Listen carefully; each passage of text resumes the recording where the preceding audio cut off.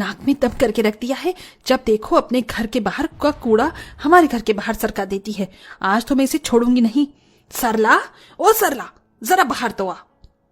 क्या हुआ, क्यों चिल्ला रही हो सुबह सुबह? कुत्ते की दुम सीधी हो सकती है, लेकिन तेरी आदत नहीं। हर रोज अपने घर के बाहर का कूड़ा मेरे घर के बाहर सरका देती है। मेरा घर क्या तुझे कोई कूड़ेदान दिखाई देता है? पूछ रही हो या बता रही हो? रुक, तुझे तो मैं अभी बताती हूँ। इतना कहकर सुनीता अपने घर के बाहर पड़ा हुआ सारा कूड़ा झाड़ू से सरला के घर के सामने सरका देती है, जिसे देख सरला, तेरी इतनी हिम्मत! देखो देखो बहनों, कितनी गंदी औरत है ये। अपना सारा कूड़ा सबके सामने मेरे घर के बाहर सरका रही है। ये कूड़ा मेरा नहीं है, तेरा है, समझी? क्यों, इस कूड़े पर क्या मेरा नाम लिखा हुआ है? नाम तो नहीं, लेकिन तेरी शक्ल जरूर मिल रही है इस कूड़े से। आस पड़ोस की इस तूतू मैमे को देखने के लिए पूरे मोहल्ले वाले भीड़ लगाकर खड़े हो जाते हैं कि तभी अपनी अपनी पत्नियों को लड़ता देख मनोज और विजय भी वहां आ जाते हैं। अरे सुनीता, ये तुम क्या कर रही हो? देखो कैसे मोहल्ले वाले देख रहे हैं। चलो अंदर चलो। हाँ सरला, तुम भी अंदर चलो। दूसरों को पता नहीं, लेकिन हमें अपनी इज्जत बड़ी प्यारी है। दूसरों से क्या मतलब है? दूसरों से क्या मतलब है तुम्हारा? हमें क्या शौक है हर रोज लड़ाई करने का? है, तभी तो भाभी जी मेरी पत्नी से रोज लड़ने के लिए आ जाती हैं। इन्हें तो हर रोज कोई ना कोई लड़ने का बहाना चाहिए होता है। कहा मनोज और विजय अपनी अपनी पत्नियों को चुप कराने के लिए आए थे और अब वो दोनों ही लड़ बैठते हैं। दोस्तों, ये है एक बड़े से शहर का छोटा सा मोहल्ला। इस मोहल्ले का नाम शांति मोहल्ला है, लेकिन ये मोहल्ला बिल्कुल भी अपने नाम की तरह नहीं है। आए दिन किसी न किसी पड़ोसी की आपस में हर छोटी छोटी बातों को लेकर तू मैं शुरू हो जाती है, जिसका एक नजारा तो आपने सामने देख लिया। तो आइए इस कहानी में आगे बढ़ते हैं और बाकी पड़ोसियों की तू मैं भी देख लेते हैं। ये साड़ी बहन जी बिल्कुल फ्रेश माल है। इस बार सबसे पहले सीधा आपके मोहल्ले में आया हूँ। वैसे इस बार की साड़ियां हैं तो बड़ी सुंदर भैया। वो जरा गुलाबी वाली साड़ी तो दिखाना। ये लीजिए। अरे वाह, ये तो कितनी सुंदर लग रही है। भैया इसे पैक कर दीजिए। भैया ऐसी ही साड़ी एक मेरे लिए भी पैक कर दीजिए, मुझे भी ये बहुत पसंद आई है। लेकिन बहन जी, ये तो मेरे पास सिर्फ एक ही साड़ी बची है। तो कोई बात नहीं भैया, ये साड़ी आप मुझे दे दीजिए। एक मिनट, ऐसे कैसे दे दीजिए? ये साड़ी पहले मैंने पसंद की थी। पसंद ही तो की थी, कौन सा तुमने इसके पैसे दे दिए थे? भैया चुपचाप से साड़ी मेरे लिए पैक कीजिए और ये रखिए इसके पैसे। खबरदार भैया, जो आपने इससे पैसे लिए पहले मैंने पसंद की थी, तो ये साड़ी तो मैं ही लूंगी। माधवी को जो चीज एक बार पसंद आ जाती है तो वो उसे लेकर ही रहती है। भैया ये साड़ी 200 की है ना, तो मैं आपको इसके 300 देती हूँ। भैया मैं 350 दूंगी। मैं पूरे 500 देती हूँ। मैं पूरे 600 दूंगी। अपनी सस्ती से साड़ी की इस तरह बौनी लगता देख साड़ी वाले के मन में तो मानो लड्डू ही फूटने लग जाते हैं। माधवी और सीमा लड़ते लड़ते उसे 200 रुपए की साड़ी का दाम 1000 रुपए कर देती है। क्यों, अब नहीं बढ़ाओगी साड़ी का दाम? ये लो भैया 1000 रुपए। देखा, ये साड़ी तो मेरी ही हुई। सीमा उस 200 रुपए की साड़ी को 1000 रुपए में खरीद काफी ज्यादा खुश होती है, जिसे देख माधवी सीमा पर हंसने लगती है। तुम्हें क्या हुआ? तुम इस तरह हंस क्यों रही हो? तुम्हारी बेवकूफी पर हंसू नहीं तो और क्या करूं? इस मामूली सी साड़ी को तुमने 1000 रुपए देकर खरीदा है और मुझे तो ये साड़ी खरीदनी ही नहीं थी। मैं तो बस तुमसे पिछली बार का बदला ले रही थी। तुम्हें याद है ना, जब हम पिछले हफ्ते सब्जी ले रहे थे और सब्जी वाले के पास सिर्फ 1 किलो भिंडी बची थी, तो कैसे तुमने इसी तरह उस 100 रुपए की भिंडी को मुझे 600 में लेने में मजबूर किया था। इसलिए आज मैंने भी वही किया और तुमने 200 की साड़ी के 1000 रुपए दिए हैं। ये कहते हुए माधवी सीमा पर जोर जोर से हंसने लगती है और अपने घर के अंदर चली जाती है।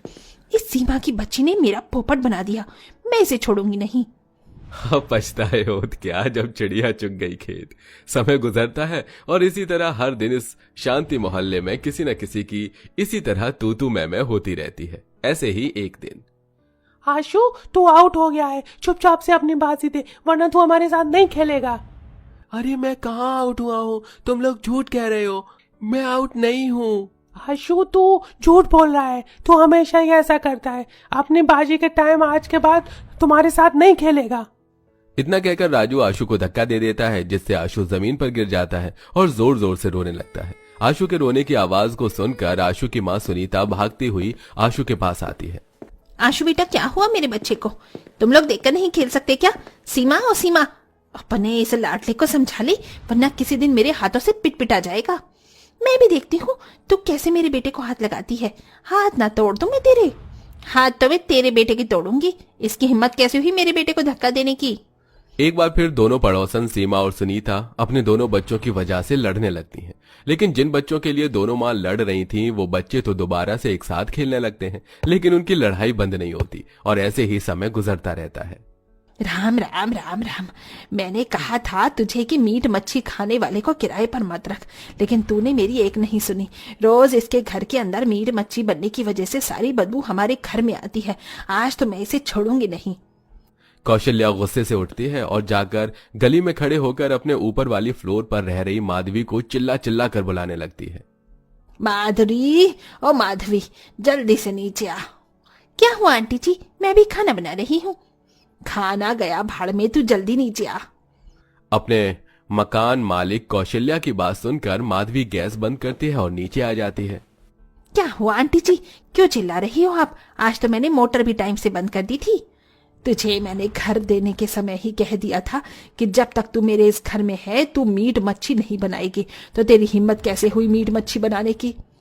आप कह तो ऐसे रही हो जैसे इस पूरे मोहल्ले में एक मैं ही खाती हूँ मीट मच्छी। अरे आपका बेटा भी मीट मच्छी खाता है, घर में ही वो बड़ा पुजारी बनता है, लेकिन मैंने खुद उसको बिरयानी की दुकान पर देखा था। नीरज, ये क्या कह रही है? जवाब दे मुझे। आप कैसे जवाब देंगे भाई साहब, जब इनकी पोल पट्टी ही खुल गई है। हर रोज की तरह फिर से इस मोहल्ले में इन लोगों की तू तू मैं मैं शुरू हो जाती है। पूरी गली वाले कौशल्या और माधवी की लड़ाई को देख रहे होते हैं कि तभी एक बड़ी सी गाड़ी उनके घर के बाहर आकर रुकती है, जिसमें से एक बहुत बड़ा बिल्डर बिजनेसमैन ओमकार बाहर निकलता है। राज, अगर इन घरों की जगह हमारा आने वाला मॉल का सबसे बड़ा प्रोजेक्ट बनेगा तो हमारा कितना फायदा होगा? इतना फायदा सर कि जितना अभी तक हमें नहीं हुआ होगा। ओमकार का असिस्टेंट राज मोहल्ले के लोगों के पास जाता है। हमारे सर को इस जगह पर मॉल बनाना है, इसलिए आप सभी को जल्द से जल्द इस जगह को खाली करना होगा। आपकी जमीन का जितना भी प्राइस होगा हम दे देंगे। आपका दिमाग तो नहीं खराब हो गया? हम यहाँ सालों से रह रहे हैं, ये हमारी खानदानी जमीन है, हम भलाई से क्यों बेचेंगे? और नहीं तो क्या, हमें नहीं बेचनी है अपनी जमीन। देखिए, अगर आप प्यार से मान गए तो ठीक है, वरना फिर हमें आपके साथ जबरदस्ती करनी होगी। राज मोहल्ले वाले को काफी समझाता है, लेकिन कोई भी अपने घर और जमीन को बेचने के लिए तैयार नहीं होता। इसलिए अब राज और ओमकार मिलकर एक बहुत बड़ा बुलडोजर मंगवाते हैं, जिसे देख तुम लोगों ने क्या सोचा कि अगर तुम ये बुलडोजर मंगवाओगे तो हम डर के अपनी जमीन और घर को छोड़कर चले जाएंगे? अगर ये बुलडोजर चलेगा तो हमारी लाश पर से होकर चलेगा। हिम्मत है तो चलाओ इस बुलडोजर को। सभी मोहल्ले वाले अपने अपने घरों से डंडे लाठी आसपास पड़े पत्थरों को लेकर खड़े हो जाते हैं, जिसे देख बुलडोजर चलाने वाला ही डर के भाग जाता है। वहीं ओमकार और राज की हालत भी ये सब देखकर खराब होने लगती है। तुमने तो कहा था कि ये लोग आपस में आसानी से मान जाएंगे, लेकिन ये तो हमें ही मारने के लिए आ रहे हैं। सर, मॉल तो फिर भी कभी बन जाएगा, लेकिन फिलहाल हमें अपनी जान बचानी होगी। ओमकार और राज जल्दी से गाड़ी में बैठते हैं और वहां से रफू चक्कर हो जाते हैं, जिसे देख सारे मोहल्ले वाले काफी खुश होते हैं। हम भले ही हर रोज आपस में कितनी भी लड़ाई तू मैं कर लें, लेकिन जब कोई मुसीबत की बात आएगी तो हम सबको यूं ही एक साथ खड़े होकर उस मुसीबत का सामना करना होगा। पूरे मोहल्ले वाले विजय की बात सुनकर जोर जोर से तालियां बजाते हैं और अब सब अपने अपने कामों पर चले जाते हैं और ऐसे ही कुछ दिन गुजर जाते हैं। हे भगवान, इस सुनीता का तो परमानेंट कोई ना कोई इलाज निकालना होगा, वरना ये तो मेरे घर को कूड़ेदान ही बनाकर मानेगी। एक बार फिर दोनों पड़ोसन में तू मैं शुरू हो जाती है। भले इन लोगों में कितनी भी लड़ाई क्यों ना हो, लेकिन उनकी लड़ाई उनके प्यार और एकता को कभी नहीं हरा पाएगी। दोस्तों, क्या आपके भी मोहल्ले में हर दूसरे दिन लड़ाई झगड़ा होते रहते हैं? और आपके मोहल्ले में आपको क्या अच्छा लगता है? हमें ये